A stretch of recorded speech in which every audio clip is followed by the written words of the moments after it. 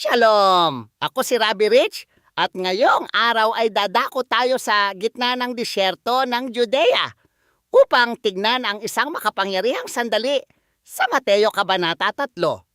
Nakatuon tayo partikular na sa mga bersikulo 9 at 10 kung saan hinamon ni Yochanan na tagapaglubog si Juan Bautista ang relihiyosong pamumuno ng kanyang panahon. Nakita ni Yochanan ang mga Parushim, Fariseo at Saduseo na pumupunta sa Jordan at pinatigil niya sila. At huwag ninyong isipin na maaari ninyong aliwin ang inyong sarili sa pagsasabing, si Abraham ang aming ama. Mula sa pananaw ng mga Judyo, ito ay isang radikal na pahayag. Ang mga pinunong ito ay umaasa sa Sichut Avot, ang merito ng mga ninuno. Naniniwala sila na ang kanilang pisikal na linya bilang mga anak ni Abraham ay isang uri ng espiritual na insurance. Ngunit itinuwid ni Yochanan ang maling akalang ito. Ang kaligtasan ay hindi karapatan dahil sa pagsilang ng laman. Ito ay usapin ng espiritual na pagkakakilanlan. Sinabi pa nga niya na kayang bumuhay ng Diyos ng mga anak para kay Abraham mula sa mga batong naroon sa pampang ng ilog. Gumamit si Yochanan ng isang malinaw na metapora sa agrikultura na maiintindihan ng bawat tao sa Israel. Ang palakol sa ugat. Ang paghuhusga ay hindi isang malayong konsepto. Ang palakol ay nakaposisyon na sa ugat ng puno, handa ng tumama. Ang pangangailangan ng bunga. Ang isang puno ay nakikilala sa kung ano ang ibinubunga nito.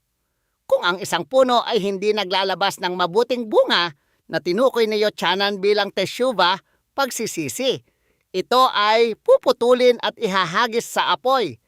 Ipinaaalala sa atin ng talatang ito na ang kaharian ng langit ay ganap lamang na maitatatag kapag ang Israel ay nagbalik sa Diyos sa pamamagitan ng pagtanggap kay Yeshua na Mesiyas. Tandaan, ang teshuvah ay nangangahulugang pagbabalik. Ito ay ang proseso ng pagbabalik sa ating tamang pagkakakilanlan. Ang larawan ng Diyos kung saan tayo nilikha.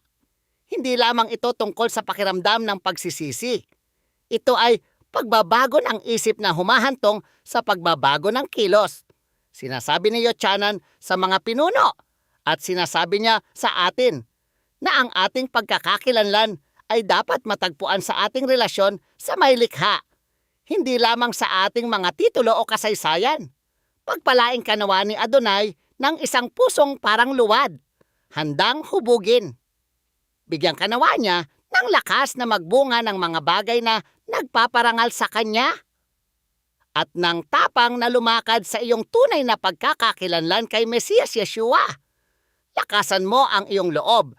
Dahil ang kaharian ay malapit na, inaasahan ko ang pagkikita natin sa susunod nating pag-aaral. Shalom!